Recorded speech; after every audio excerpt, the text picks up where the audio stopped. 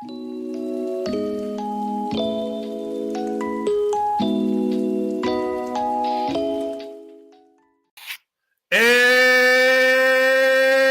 we're back with another episode of the Lakers Fast Break podcast. It's Joe Soro coming back again for the Lakers Fast Break. Pop Culture Cosmos, Inside Sports, Fantasy Football, and Game Source.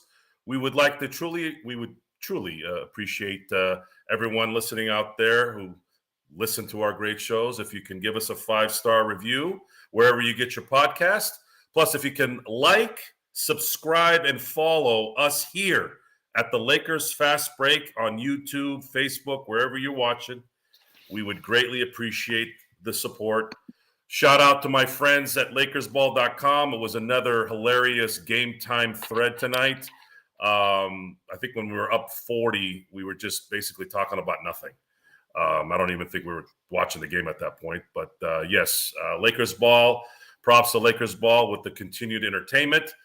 Sean is here with us. Doesn't look like he's in traffic, but he's still the same madman he is when he's not, or is, or what. And I'm gonna say that LakerTom will.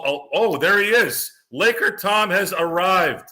The #1 blogger on Twitter. If you want to listen, or I should say read, the next maybe prediction, maybe prognostication, just go to Twitter at LakerTom, and you'll get all those juicy verbiages that you see so much on Twitter every day of your lives. So I'm going to say until the end, boy, was this a nice, relaxing game. But even the end was just like, I think you could tell they were sort of trying to get through the game. Like they hit 40, they're like, all right, dude, we played hard all the way through. You know, we're going to take a little bit of a break. Then all of a sudden they made up like 21 points in 7 minutes. But this is the NBA. This is what we talked about on Playback. This is today's NBA. And we just have to understand that there's no more cutting out the fourth quarter for especially the big stars anymore. I mean, I was at this point when we hit 40, I was like, hey, are we going to finally get a quarter where AD is going to be able to sit? Not even close. But the Lakers do come up on top, 123-108, and they led from start to finish. I believe they started the game on a 14-0 run. And pretty much really never really looked back. AD had a fantastic game after he took blame for Sunday's loss against the Knicks. Had 35 points, 17 rebounds, and was 12 of 13 from the line. Beautiful, beautiful game from AD. It looked like he wasn't even trying, but he was trying. He only played 33 minutes, so that's actually a really good thing there. Beasley went off, kind of tempered down a little bit in the second half, but hit 7 threes, I believe, in the first half. The only 2 other players that have done that in Laker history are Glenn Rice and Kobe Bryant. So props to Beasley for coming out of that funk. D'Angelo Russell, what can you say about D'Angelo? He was a plus 26 tonight, scored 17, made threes. He made, I believe, 3 straight threes, and then he kind of cooled off. But it was a lot of times in this particular setup, when you hit the threes is what makes the difference. And D'Angelo got that ball rolling. And just Lakers really, again, never looked back. So, Sean, we were on Playback. We were enjoying the game. I kind of came in a little late because I actually do like watching on my big screen TV, mostly just like Tom does, I'm sure. Yep. But we came in at halftime. Sure. But, with that, I'm very satisfied. Let's just put it that way. What was your take during this 4-quarter game, and what do you see coming up tomorrow for the back-to-back against the Houston Rockets? Well, I can't do a very good German accent, Joe, but I like Christopher Waltz from Inglourious Bastards, Joe, this is your home. You should enjoy it as you see it. That's a good one. I'm going to bring a glass of milk next time. But It's your home. It's Tom's home. You should enjoy watching the game the way you want to watch it. I enjoy your company, and I wish you guys would be on it. But hell, if you want to watch the game on a big screen, who the hell would blame you? Uh, we got shooters. We know that. We got shooters. The 15 bombs in the first half tells me this was more of an outlier than necessary. Oh, really? I want to count on this every time. Luke Rich, right? Oh, yeah, we're getting just rain down threes. Like, no, it's easily 7 out of 10 every half.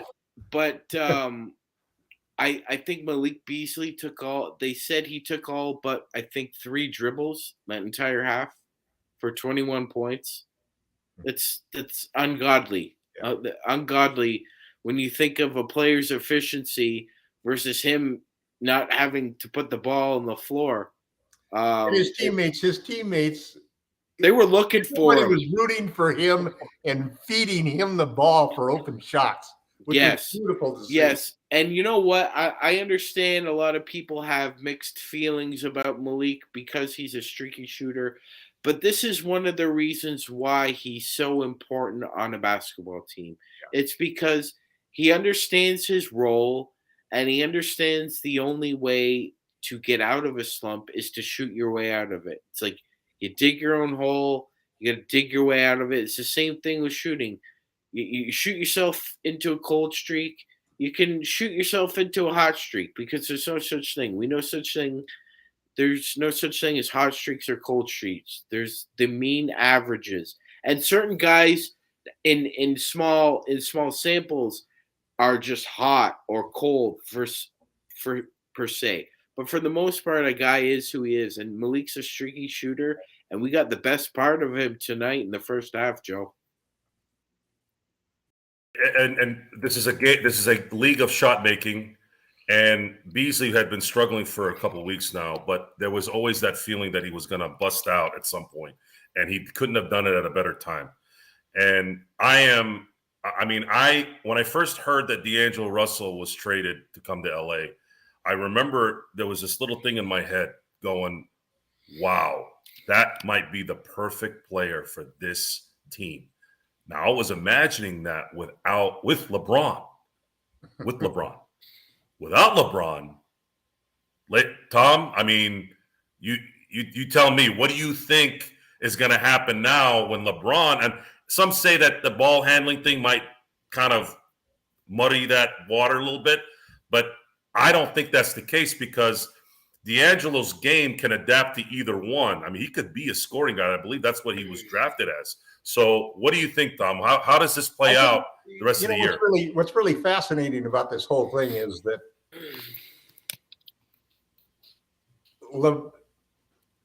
D'Angelo is still the same player he was when he left. He's a lot more mature now. He's gained some experience. His shot selection is a lot better.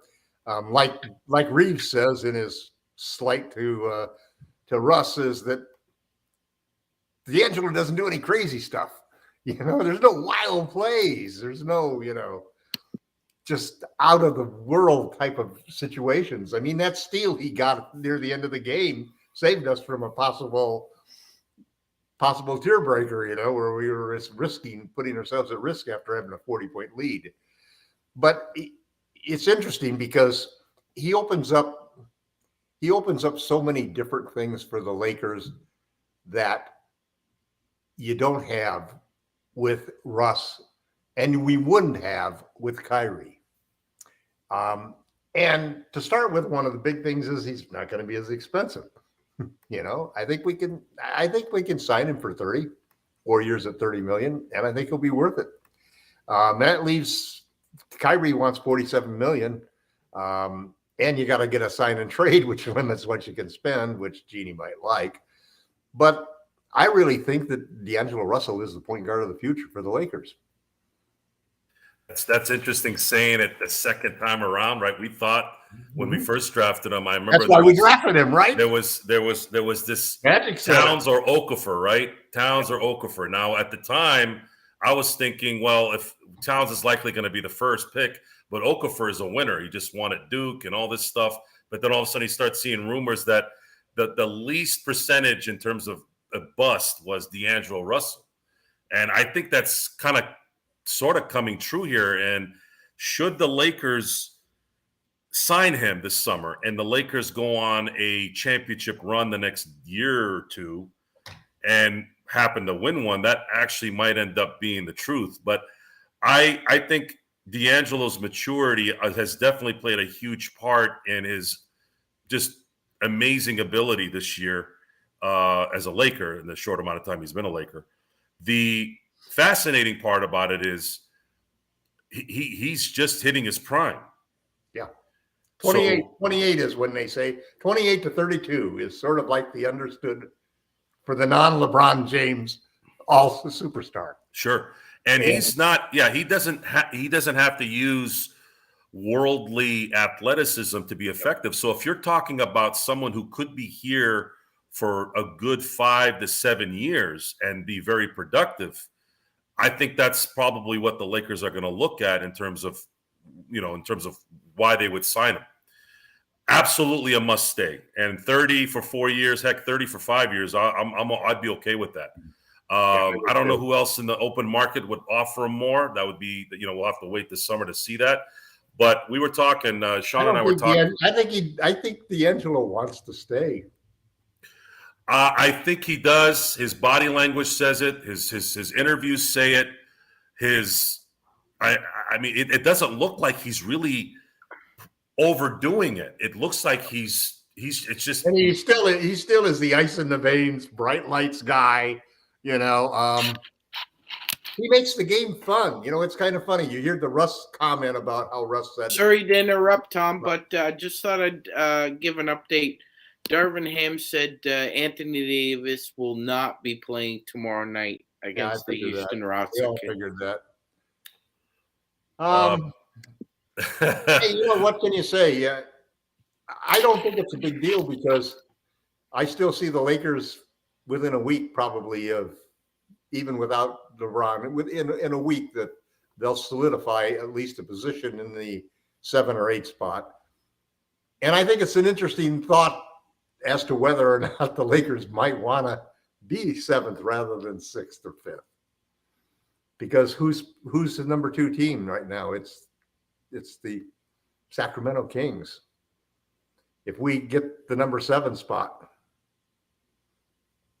we have 2 shots. All we have to do is win 1 or 2 games in the play-in, and we got the Kings in a 4-game series, 7-game series. Yeah, the Kings, even though they've been kind of whacking us around a little bit, when it comes to playoff, when it's playoff time, and when you have LeBron and AD and a bunch of motivated role players, that could spell doom for them. I think that would be great theater for a first-round matchup. Yeah, so I don't know. Do you want to? Would you rather play the Mavs or the Warriors? The Warriors. The other day, the Warriors did what we did in the first half, and they came out and they just blew a team away, man. I think was it Clay scored like 36 points and 6 dribbles, some crazy number like that. It was like. And it's just amazing. So, I don't know if I'd want to, I don't see there's a part of me that looks at the schedule and you look at that and you see that if the Clippers can hang on and the Mavericks can hang on, they're the 2 teams that you'd think would be the 5th and 6th teams if they were healthy. So I don't know where we're going to finish, but I almost have a feeling that there's going to be a lot of teams that are going to. There's still some tanking going to be going on near the end of this. Although it's kind of funny the way they've split up the, 4 teams with 15% chances of getting Wembanyama. The 4 teams are pretty well determined right now. So those teams may even be trying to win. Just it's amazing how the parity has permeated all the way down to the point where you have 4 teams that get an even shot at Wembanyama. And they're satisfied with that even shot because there's no incentive to be the worst record, just one of the worst 4 records. It's too soon for my brain to focus on that yet soon. because Too many variations. This is just crazy. I mean, the parity from 5 to 13 is still mind-boggling to me. Right. Sean, I mean, come on. Have we ever seen this? I've never seen it. I've never seen it in the 30-plus years. Play-in tournament has really dramatically changed the landscape. It really has. It really has. And then the West just happens to be that league. That and evening out the 4 worst teams odds of getting the number one. This is a first in the West. Usually it's whoever wins 49 games is usually the 9th seed. Now it's gonna probably come down to who can withstand 38 losses or 39 losses and get in.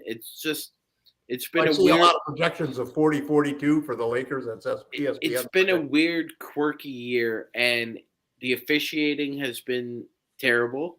And I hate to say that because I love this game. We lost 4 games because of it. Yes. Across We'd the probably league, be the 5th seed right now if we hadn't lost those 4 games. There's been a lot of injuries throughout the league, and we're turning into baseball. Yeah, it was for the first 50 games. It's been really herky jerky. That's kind of the only base description I can make for the season. It's been this weird push and pull of a combination of a lot of parity, but it's hard to know whether that parity is actually artificial or organic. It really, I can't tell, Joe. I can't tell this year. So we've lost 4 games because of officiating from our memory. That for sure, right? We lost 2 games because of free throws. 38 and 31 would be number 4 seed. We lost 2 games because of our own free throw ability. We're talking a 6-game swing. If they win those 6 games, you're talking about a team that's sitting close to 3. Yeah. So right now we are in 10th place. But Bill Parcells, I have the 34-35. Yeah, I'll you are what you are. We are what we are. It is what it is, right? But it's that close right now in the NBA. So what I believe the Lakers are hedging right now is that LeBron is. By the way, LeBron was doing some workouts today, so we know that his foot is improving. Mm-hmm. The hope right now, as if I'm going to sound like Gerald Glassford and his hope crap, is LeBron comes back with a full arsenal, as much as a 38-year-old can have.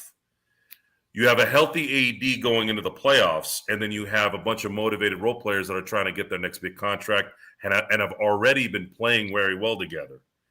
Boy, because we've already seen an unprecedented setup in the standings in the West, I can honestly say, without trying to, put hope in this, we don't know what's going to happen in the West.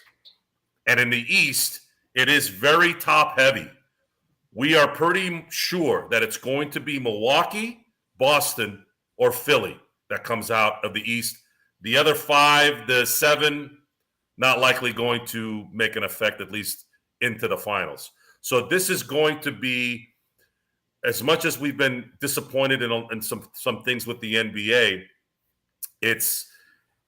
this might be what the NBA has wanted to do. They've been waiting for a somewhat of a parody-like league, kind of like the NFL, so that we can have more excitement with all these teams and all these cities and all their fan bases. More teams involved. Right. Yeah, because remember the NFL has one huge TV contract.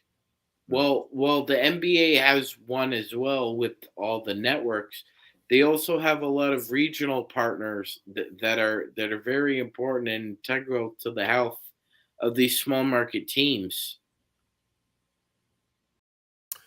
So the Lakers, would it still be okay to say dominated this game and won? Sure. I would say so. I would say this: the score makes the game look closer than it appears. I agree. I was not at risk. I was a little irritated but I don't know if I was really irritated with the Lakers. It's this was about It's the game. It's the pace of the game when you're down by 40. It's just go for the gusto.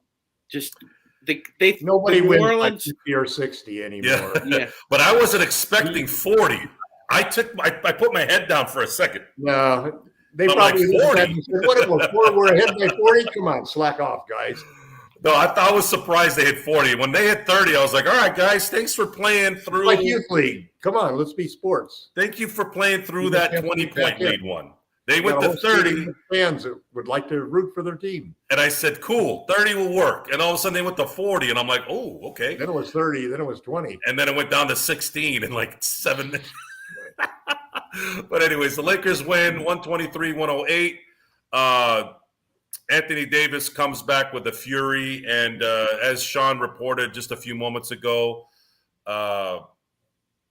Anthony Davis will not be playing on the back half of the back-to-back against Houston tomorrow. I don't know what to feel about that, but I sort of get it. Now the question is, London might not play, which would be big for us. My worry is the Houston Rockets just beat the Celtics.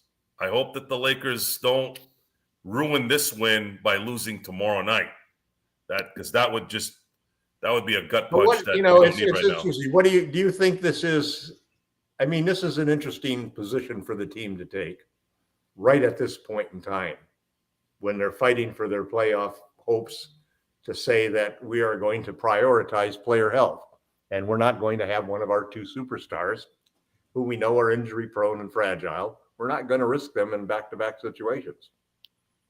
Well, we're not in a position to relinquish wins. That's the issue with that philosophy. Well, or does it say something about a sense of confidence? Well, here's the thing. Or an acceptance that maybe we'd be better. Let me. Yeah, sure. Maybe we would be better off. Maybe we'd be better off, Sean, if we were in the 7th or 8th spot in the play-in tournament rather than being the 5th or 6th seed. Because the 5th or 6th seed aren't going to play against, they're going to play against the Grizzlies, who could be a tough out, or the Mavericks, who could have Luka back by then. You want to play another team like New Orleans and have two shots at New Orleans and another team. And you're Houston. You're not trying to win. You're trying to draft Victor Wembanyama. You're right, not trying to win. They're already going to get, no matter what, they're going to get their 14%. They got a 14% shot at him. And not only that, Alperen Şengün might not play tomorrow. Right. That would be big. That would be big if AD's not there. A groin injury. He may not play. If the Lakers aren't playing AD, I would suspect Wenyen Gabriel versus Sengun would not be an easy. It's not. No, it's not. But again, like I know a lot of fans just want to focus in on the moment here, but look at the forest for the trees. Houston's not trying to win, and they're not going to risk. And all due respect, Gerald, since you're not on here, I think Şengün is a starter. I think he is a starter. I don't think he's a Gerald says he's not a starter? Yes, Gerald said he's not a starter. Gerald. Yeah. So the guy's one of the best center prospects in the league. Yeah. That's Gerald. Gerald Glassford said that, ladies and gentlemen. He's a guy who's going to be starting when a lot of these draft picks that they haven't even used yet are still coming up. Yeah, and Jabari Smith has played well for them over the past 10 games. So they may decide. NBA, man. Any team can get hot like we did in the first half, and it's lights out for the game. Yeah, you know? That's it. It. Doesn't matter who's playing and who's sitting. We've seen that in our last two losses basically happened because of that. Yes. We were still able to fight to be close in one of those games, but it's pretty brutal. So here's the question, though, that I'm curious to see what you guys think. Of the teams that we're going to have to pass up, let's say that the Lakers are good enough and that they're playing against teams that are enough tanking teams in there that don't want to win, that they have a little bit of wiggle room to decide their own fate. Is there, and the two questions I have are, one, is there a team that you want to avoid and play last? Or maybe you want to play that team first because of injuries. I would love. Who do you think we match up best?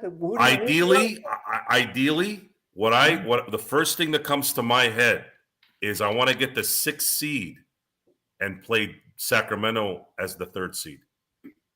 They're the 2nd seed now. There's a lot of factors in this. They're the 2nd seed. Yeah, the Grizzlies are not. Well, actually, Memphis jumped them. They're ahead of them. Yeah. But if you play Sacramento from an A to Z standpoint, you're talking about the Grizzlies with Ja. I don't quote me on this, but I have a feeling this jaw thing might not get fixed this year. Yeah, I don't think it is either. But yeah, so I'm not even. But if the Lakers happen to be slotted to be bracketed with them, whatever happens when any player is not going to play, and then the Lakers are on the schedule, they play. Okay, Z, I'll tell you why. This is solve Joel's problem by this is not just about the Laker having the right opponent. To me, if the Lakers beat the Kings in the first round, first of all, that first round matchup is a central casting. You're talking about a team that hasn't made the playoffs since 2006, and they're going to play the team they hate more than any team in the league. A team that beat them 3 years in a row during the three-peat, humiliated them in 2 of those 3 series, and then, of course, that one series where they won in 7 against them. And they'll be underdogs on top of it, even though there's a number 2 seed.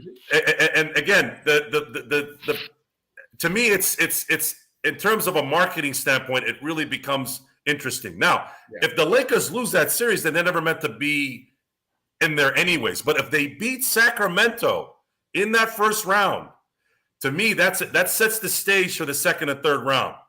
It really does. So Joe, that's what I'm feeling on that. So Joe, do you remember in the mid '90s how they had the 3D paintings, and you were staring into the center of the picture, and you're supposed to see like a spaceship, or I remember those absolutely. Yeah. So that's kind of what the Sacramento Kings offense is right now. You're looking at it. Well, it looks really good. So it's very high functioning, very effective. But look inward. Keep looking inward. Their offense will undo them in the playoffs. The style of offense they play, not their offense, but the style that they play. They've got really good players, and they could play a style that could win in the playoffs. But they don't play that style right now. And it's not going to change overnight. So to me, the Kings really remind me of those 3D paintings where you look inward and you see that spaceship. So are we voting 3-3, three votes for the Kings as who do you like to play first? I think would you rather play the Suns without Z doesn't like that idea. Z thinks that the Kings are a very formidable opponent. But like Kenneth said, you never win the first year you go to. Like Kenneth said, they are 23rd on defense, and no matter what parity has been bequeathed to the NBA this last year and change, you still win with stars in the playoffs. That has never changed, and I don't think ever will. Okay, so if you're going to tell me that Fox and the Sacramento contingency is going to have a better chance at beating a capable LeBron and a capable AD with role players, in my opinion, in terms of talent and what they've shown, just a little sample size here, the best probably role player for these 2 players, the best role players. Sorry, KCP and Kuzma. I know you guys won a championship, but I'm talking from a talent standpoint.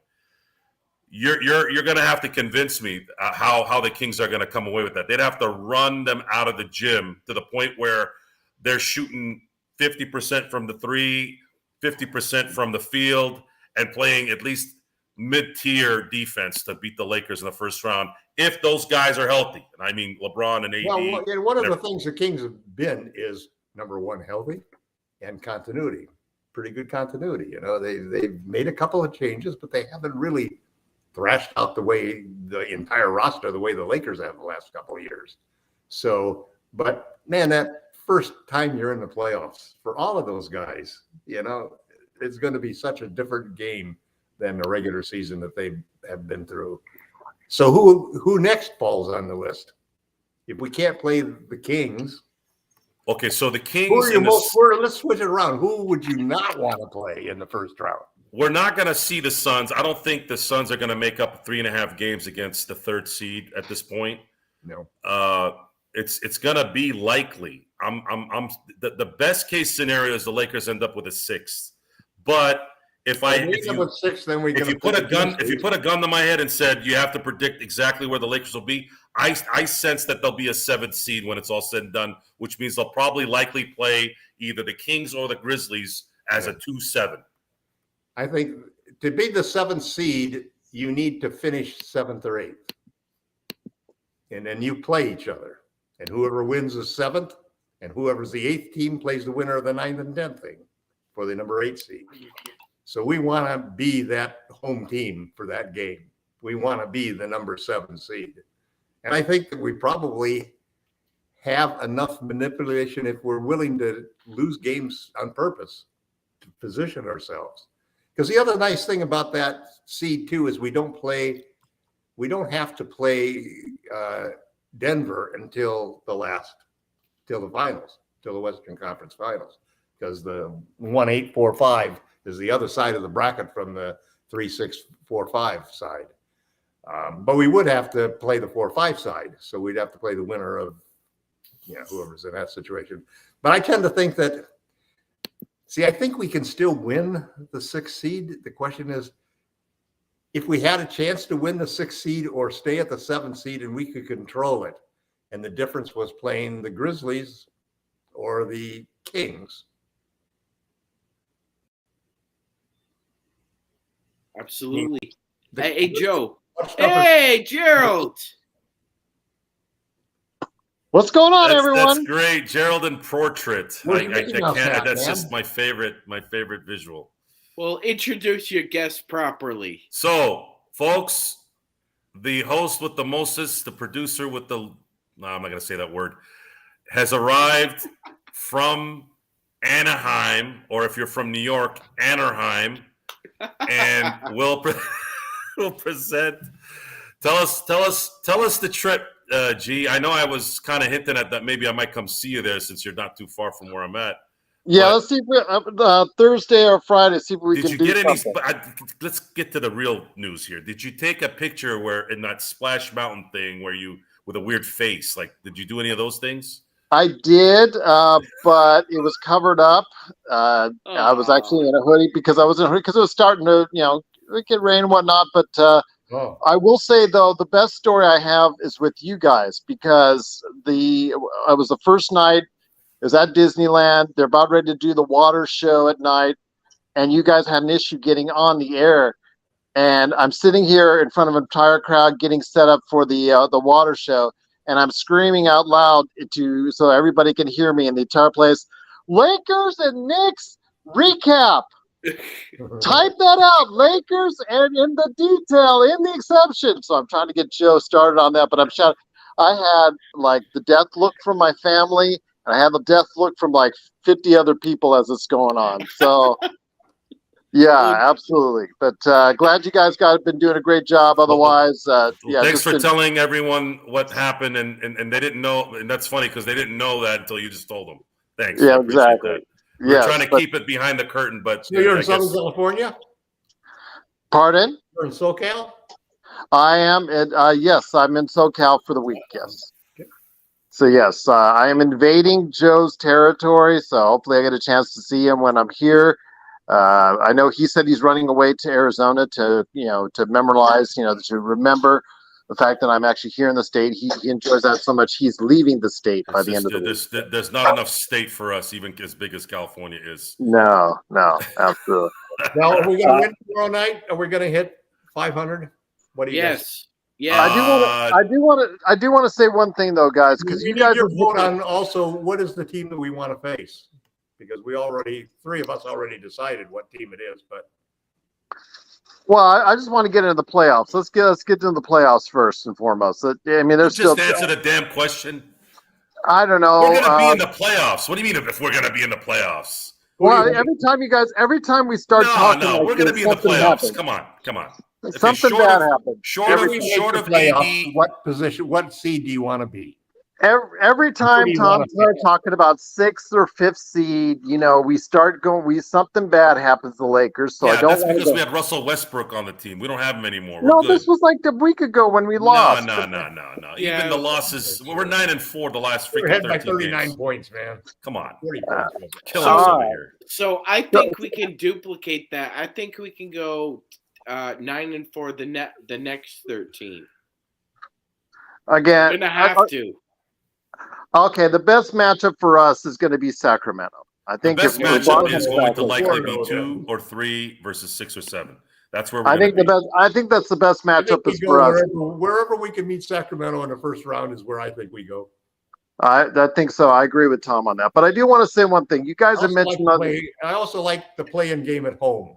I think that's really important. Kenneth says we're going to win the championship this year. You guys had Kenneth.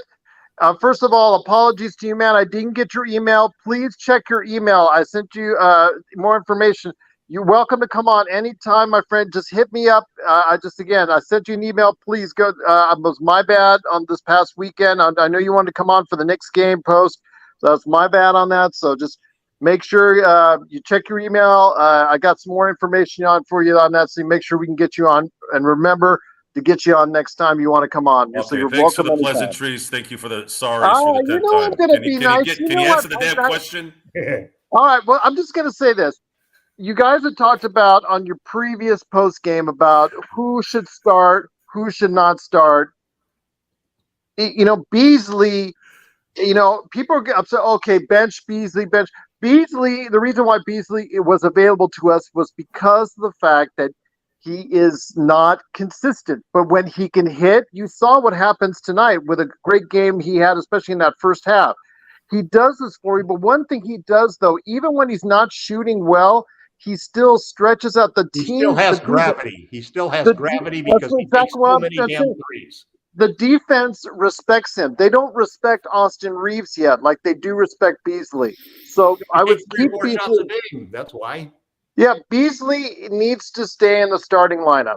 Is my opinion. 100%, Gerald. Yeah. It's the 3-point gravity from a volume 3-point shooter. Because if you shoot, but Tom, everybody's just gonna have to deal with the fact he is a streaky shooter. He is not consistent. His defense is not bad at all. He's the new Kentavious Caldwell-Pope with a little bit better shot, and I'll take it. He's got good. But you're just going to have to deal with it. Everybody gets very impatient with him, Tom. I see in the chat all the time. Oh, get rid of Beasley. I don't care about that. Get rid of Beasley. How the hell are you going to get rid of Beasley? Because in the other games, he had a guy on him. That means the other 4 players get to play 4-on-4. I mean, it's so doggone simple. He's always going to have value, guys. He's always going to have value because he's a threat. And I know Fried Chicken's in the chat, hyping up Walker. Walker is just, Walker is dead last in year-to-date defensive rating. Dead last. He's just so small for a shooting guard. He's small for shooting. He gets easily outplayed and easily outmuscled. We should have traded him for another asset, like Tom was saying. It's something that, again, the Lakers are going to lose him for nothing.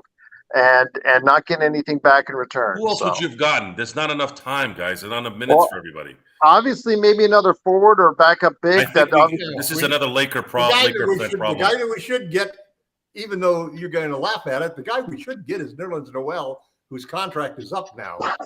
Wait a minute. His contract is up with the Nets. Because he's exactly what we need as a shot blocker. We need a rim protector. Joe, why are you saying that? I don't like Nerlens Noel's game. I don't like his demeanor. I don't like his motor. I don't like anything about that guy. He's an elite shot blocker. I don't know. He's not. He is. He terrible. averages 3.5. I don't want Nerlens Noel anywhere near the crypto arena. You would rather. Okay, Other so than, let's say we're playing Senjin tomorrow night. I'd rather go with Wenyen Gabriel. Gabriel guard him. I'd rather go with Gerald's favorite player of all time, Boogie Gabriel.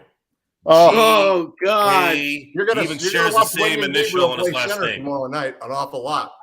No. You are going to see a lot of Gabriel. Because our number 1 and 2 centers are Anthony Davis and LeBron James. And if there's a silver lining in this, or I shouldn't say silver lining, actually more like if there's if you look at the second quarter of tonight's game, when Anthony Davis had sat down the first 5 minutes of the second, the Lakers went on that huge run. The Lakers are very capable of scoring without AD. AD obviously is important to the defensive side of things. Now, where we were fortunate is that the Pelicans decided to shoot like complete dog doo-doo in the first half. If they were shooting like they started shooting in the late third and fourth quarters, then we would have probably had a problem. But luckily, Pelicans just couldn't hit anything. If Houston is hitting their shots tomorrow night, that's where I'll be worried. If they're not, they have a chance at winning without AD. Sean, you haven't spoken because Gerald took all your spots and doesn't care, and he's been gone for a while. Now he's got to show how big he is and how he's the man. So Sean, where do we go? Where do we go? Because when you have an ego as big as Gerald Glassford's, you either adapt or you're gone. And you should know, because you folks out there in the chat room, you'll say the simplest things. And if you don't like it, you're out. Listen, Maga Joe.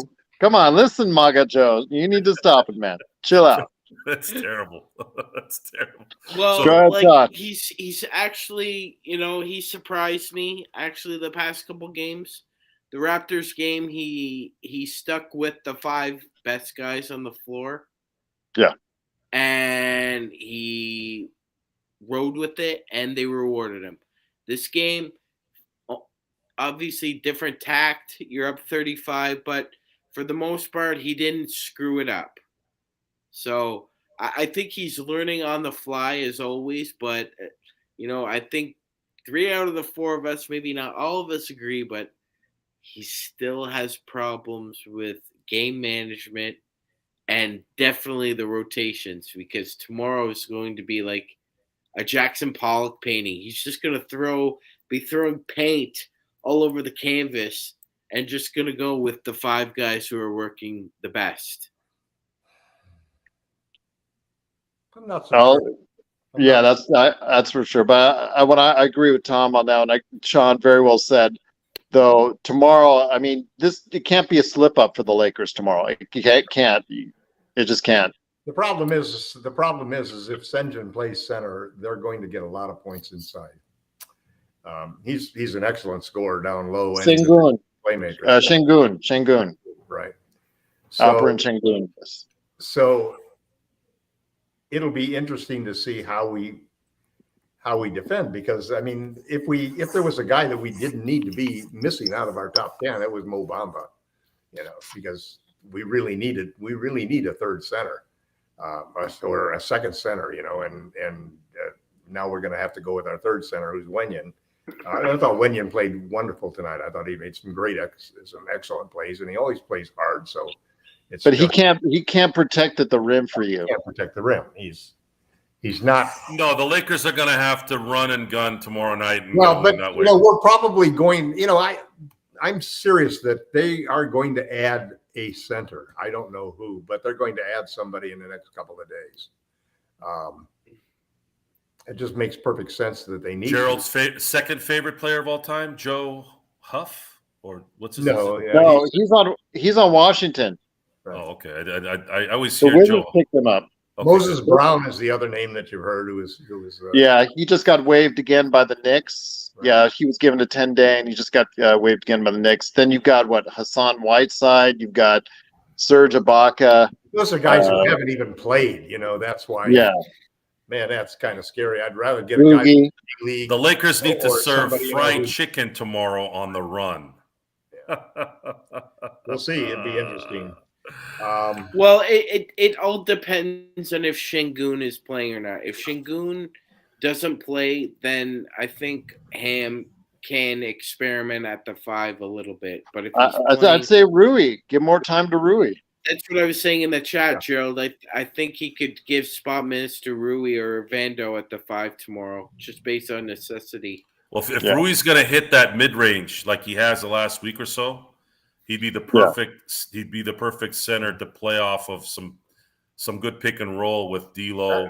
That mid-range and Schroeder would be a good weapon for us down the road. For sure. I don't see the Lakers picking up any talent unless somebody gets injured, which I still don't see really anybody. And they don't really need to at this point. But I've heard too many rumors that they're going to sign somebody, so I think that they're going to sign center. I think they'll be fine. I think they'll kind of ride this unless there's a major injury with somebody. But the Lakers take out the Pelicans 123-108 tonight. Wembanyama game. the Wembanyama sweepstakes have already been set, and because it's a lottery, the tanking thing is not like the NFL. It's just whether the Rockets lose tomorrow or win likely doesn't change much. They're already the worst team in the West, and I think they're only up they're only down a couple games against the Spurs. A game. Actually, Joe, I'll have to respectfully disagree with you there. I think when you're talking about the lottery, a game or two can make a difference. It's huge. But the top 4 teams have 14% chances at the number 1 pick. And there's only a 10% chance of that. You 4 teams even chances. And those 4 teams are obviously San Antonio and Houston and Charlotte and Detroit. And there's 6 games separating the next and 5th worst team. So those 4 teams know they got what their odds are. Yeah. They don't care whether they win or lose. They've undermined this whole tanking thing. between the play-in tournament and splitting this is the longest season ever, by the way. Is it not, Tom? Is this the long? I feel like we've talked about. It's like 3 seasons. The play-in. You know what I'd like to know? I'd like to know why you're the cat that caught the canary right now. Yeah. Okay, you're laughing over there. Okay, I'll tell you what. Okay, good one, Blue. Good one, Blue. I'll throw. You know how I've been throwing these movie lines, and you've been catching them, right? The one I use a lot is when I get excited, something great happens. I'll use the line, and I'll let you say who it is, just because you figured it out early. I'll write in. I feel like a schoolboy again, and 99.9% of the world don't know what the hell I'm saying and just completely bypass it. But if you're go ahead, tell the audience what that's from.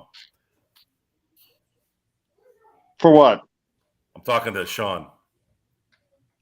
So yeah, that's Lloyd Christmas. Yeah. So when he's talking to himself before he makes his love speech to the woman of his dreams, this is why Jim Carrey is the GOAT, honestly, in terms of comedy, especially when it comes to movies. It's such a weird line. It's funny. And imagine that 30 years later, I'm still using it. So the 10% line is from another movie great called Naked Gun. Oh, yes. Can you hear me there, Gerald? Yeah, I can hear you, especially when you said that awesome movie. So there's a scene in there where the scientist goes, the doctor says there's a 50% chance of, and the guy that was playing Nordberg was O.J. Simpson. He's got a 50% chance of living, but there's only a 10% chance of that. And that line always stuck with me since I was a kid, and I'll use that every now and then. But the same as the other line from Dumb and Dumber. Only a few people catch it, and it looked like Gerald caught it. But, I did. I digress. Anyways, let's get back to the game. So the Lakers win tonight, 123-108. AD comes back with a fury, drops 35. Looked very AD-esque. It looked very easy, 35. And that's one of the great things about AD is he always makes these 35-17 games look easy. He did get hit in the nads towards the end of the game, but looked like he and of course Gerald had to put in his negativity on it, not paying attention, not realizing that men getting hit there actually have to sit there for a second and let it go, let it dissipate, and had to throw in he's out for 4 weeks. So the Lakers, it could have led to a groin injury. You don't know. maybe, but the Lakers are up a game against the Pelicans and own the tiebreaker, which means they're up 2. Well, can you give? Okay, so they're 34 and 35. Is that correct? Correct. Where do they stand? I'm not looking at the standings right now. Can you guys give me an update on where they're at? Yes, right now they're the 9th. They're tied for the 8th, but then Dallas has the tiebreaker against the Lakers at the moment. I believe they might have it after Friday if the Lakers should win it. So the Lakers right now are the 9th seed, tied with the Thunder. I'm sorry, tied with the Mavericks for 34 and 35.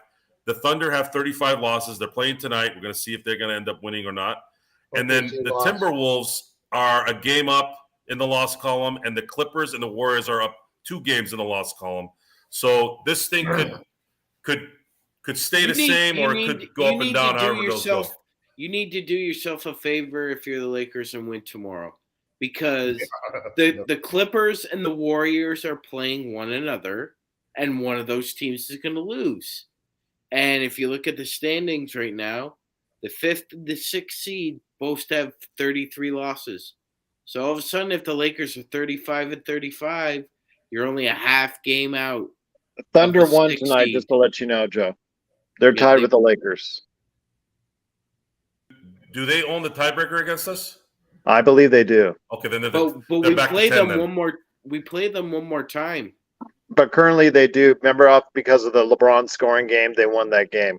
Yeah. So, but yeah, if we play them one more time, we play Dallas one more time. So yes, there's a chance to go for the Lakers to start doing things better. Although you have to win tomorrow, regardless of whoever's playing. Their division every game. That's the only solution.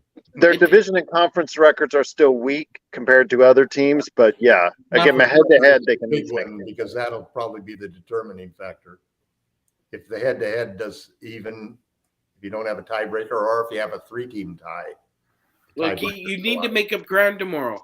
The Timberwolves are hosting the Boston Celtics. I don't think they're going to win that game, particularly off the Houston game that Boston have a tie for 35 and 35. Yeah. There'll be a 3-way tie for 35 and 35.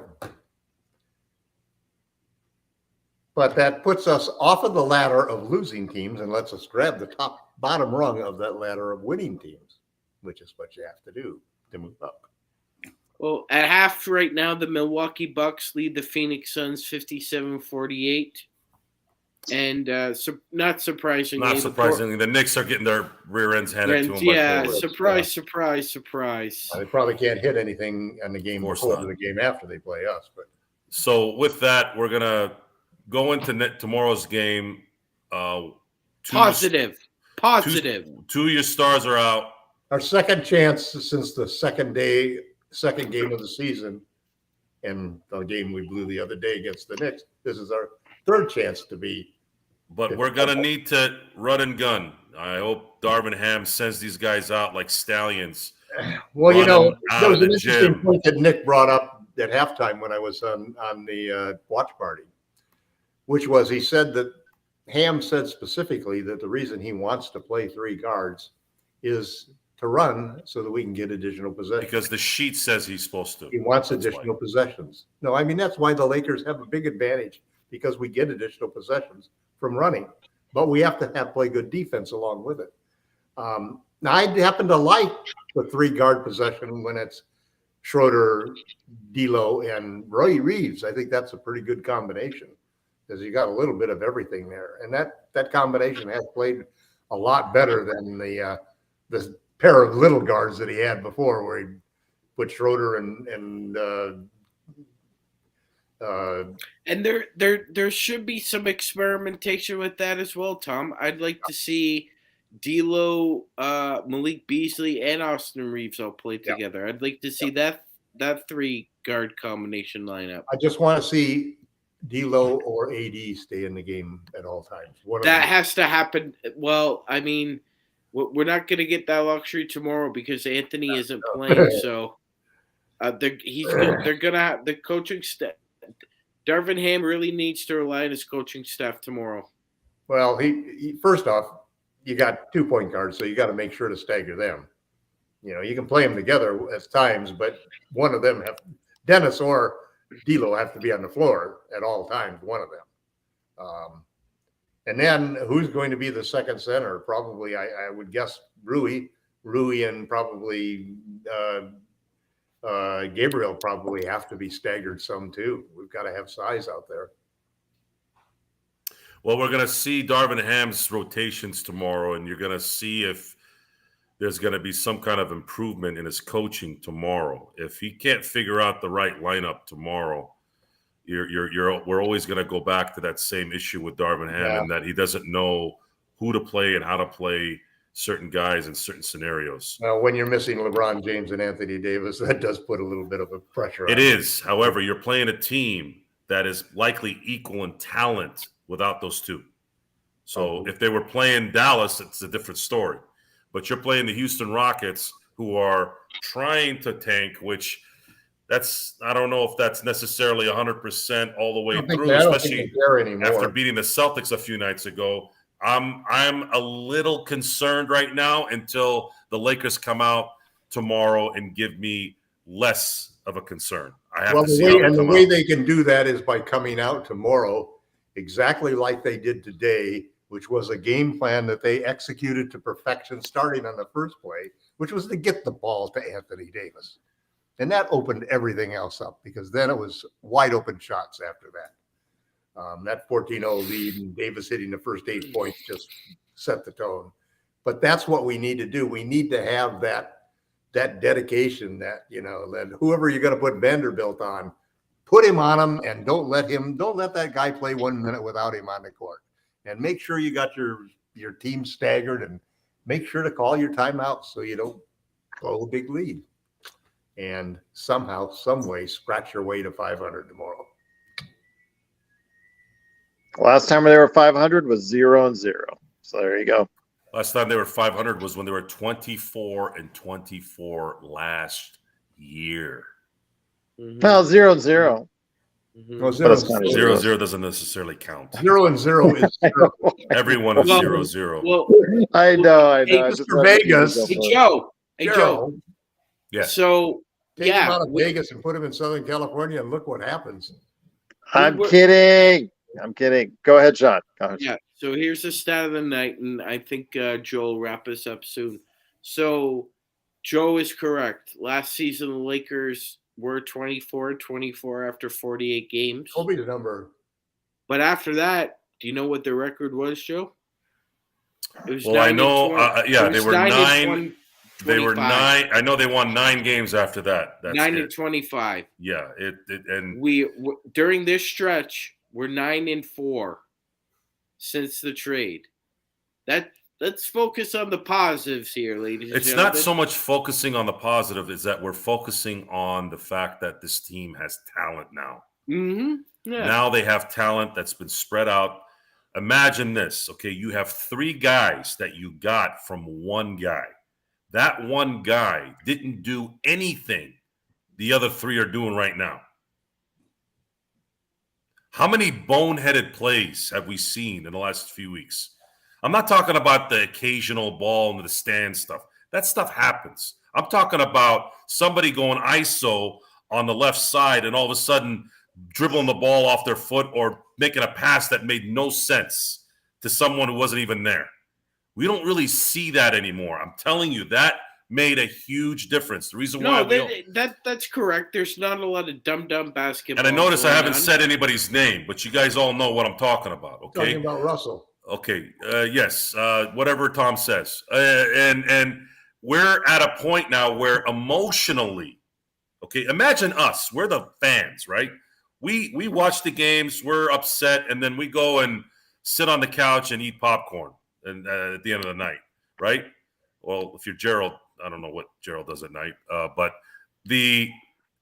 the guys that are in the locker room dealing with this, imagine what they're feeling after seeing those kind of plays. You think LeBron went home and said, God, we were so close. Nah, man. He's probably going, man, what the hell was I thinking? Reeves is so happy. What the hell was I thinking wanting this guy on my team? So we don't have to worry about that anymore. The emotional negativity is gone. Now it's young guys playing for their next contracts who actually have particular skills that fit this particular team. So 9-4 at the last 13 games. Results, baby. We're the results business. Lakers are currently 10th right now. So 10th. I know, Gerald. We said that 10 minutes ago. I know, but you said they were 9th. They're actually 10th after the OKC win. I corrected him. Because I didn't know that the Thunder had when you're hosting shows, Gerald, you're focused. Three-way tie. Tom, Joe scoreboard. always needs correcting. You're correct. So go ahead. Correct him at any time. That's Don't correct. ever interrupt me when I'm talking. Tom is correct. We'll Yes. interrupt people. All right, okay, guys. You know that's not an insult. That's So we're gonna demands that somebody respond. we're gonna respond to your eloquent points. eloquent, Gerald. Would you say you're eloquent in your responses? What? Did you forget what I was saying? Did you? I think he's had too much to drink. My service. I'm in a Yes, hotel Richard. room, for goodness sake. Yes, Richard. Darvin Ham at his post-game conference, press conference, said that they are going to. He's got foot issues. They're going to rest him tomorrow. This was a planned thing. This was something that they had already coordinated according to what they were talking about. Yeah, this is something they had already set. This date was already predetermined. Talking about it last time. So he screwed up last time and said, everybody's going to play every back-to-back game. No. Including LeBron and AD. And then the next time, oh, sorry, that was a lot correct. Look, we're in a point here we haven't been at in a very long time. We're talking about and we're watching talent execute some things here. And the results are wins. Even the loss on Sunday, that's the kind of loss that at least makes sense through an 82-game season. You had a team that had a little bit more than you in that game. That happens. But when we were losing before, we were losing in a way where we shouldn't have lost. And it had a lot to do with the fact that we were still fighting. The thing that I still remember about all of those games this season compared to the last two seasons, was that these guys never quit. They came back and they would make that 30-point game a 10-point game almost every single time. And I think that has a lot of grit to it. There's no denying that even those who weren't executing were playing hard. However, I'm going to quote the great Phil Jackson via Kobe Bryant. You can play with all the hard you want, but it's how smart you play. And until now, we weren't playing very smart, especially in crucial situations. So with that, we are going to end the show with Sean, Gerald, and Tom giving us their last words. Do you want to predict what's going to happen tomorrow? Do you want to continue to talk about what happened tonight? Tell us what you think, Sean. We'll start with you, and then we'll go ahead and get ready for tomorrow night. And hopefully, first back-to-back win, I think, in a while. Yeah. It's been, I think, at least 2 weeks. So they need to do it. They need to do it here. There's no excuses. Lakers by 20. Houston is really bad. Coast to coast. They are really bad. Coast to coast. They have a lot of talent. I love Şengün. I hope he doesn't play tomorrow. Alpera, take the day off. You don't need to play tomorrow. Just take the day off. We got to win tomorrow. Yeah, we got to win tomorrow. You get to 500. You build some momentum here. And by the way, you're resting AD on a back-to-back where he's definitely playing on Friday. See, Kyrie decided that he was going to sit out a game too. earlier this week. So now it's AD's turn. I want to sweep the Texas 2 here. Let's do the Texas 2 and kick their ass. Houston tomorrow night, and we'll load up and kick some Maverick ass on Friday. Nice. Gerald? Obviously, must game for the Lakers to finish this up because it's going to take all the taste out of our mouths if they come up and pull a turkey tomorrow, even without AD. There are no excuses. They got to go ahead. They're playing for their playoff lives. Houston's playing for the lottery. Absolutely no excuses for no win tomorrow. I do want to mention before I give it over to Tom that you've got to go ahead. If you want to go ahead and join us for the ESPN March Madness bracket, please go ahead and join us. Lakers Fast Break podcast, the Lakers Fast Break podcast group is now out live. Go ahead and make your brackets. Join us at ESPN March Madness Challenge. Tom is just UCLA chalk. We all know that. But, hey, if you've got someone in mind, go ahead, fill out your brackets. Join our group. It's a lot of fun. A lot of people, Henry, Sean, L. Rob, I know Stone Hansen, who's doing, don't forget the Upside Swings podcast. They're doing a live playback.tv for college, the tournament. So go ahead and watch them too as well. But yeah, we've got a great ESPN group already. So please go ahead and join that. And last but not least, before I give it over to Tom, isn't there a Wings challenge coming up in the not too distant future? Finally, it's been delayed several times. It's like a video game. Oh, thought you weren't going to say anything. So, folks, I want to see you in pain. The reason why there was a delay is I wanted some production value, and I did get off the phone. I did get off the phone with the general manager of the Buffalo Wild Wings in Temecula, and he has okayed me shooting the show or shooting the competition tomorrow. We're getting shot between 11 and 12 p.m. Pacific Standard Time. So stay tuned. I will try and I'm going until I get there. I'll know if it's going to be live or if we're going to be having to preempt it at another time. But one way or the other, this thing is going to happen tomorrow, and I will keep you guys. So pay attention to all your social media guys. I'll be sending out some alerts before the show starts, and then you guys are going to be able to definitely poke fun at the fact that I'm going to be in pain because this stuff is Joe, hot. if I can go on live here on this crappy hotel Wi-Fi, you can do it from wherever you're going. Well, I hope so. I really do, and I think we're going to definitely try to make it happen, and hopefully the show is good for all you guys. And I'm sort of looking forward to it, but I'm hoping that the body allows me to recover afterwards.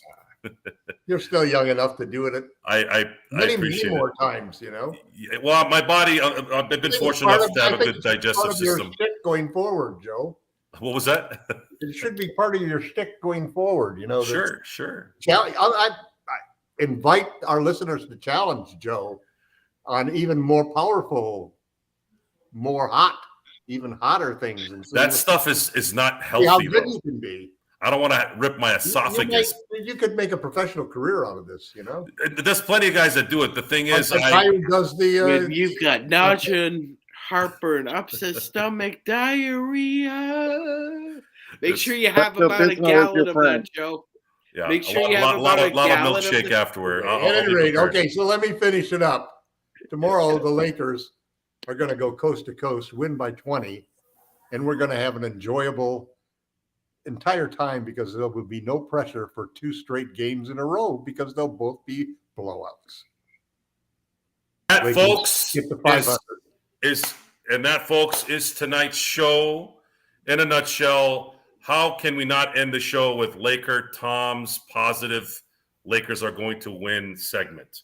So we have finished the show. Again, the Lakers win tonight, beat the New Orleans Pelicans 123-108. AD will not be playing tomorrow night, but we're still confident that the Lakers can come away with the win.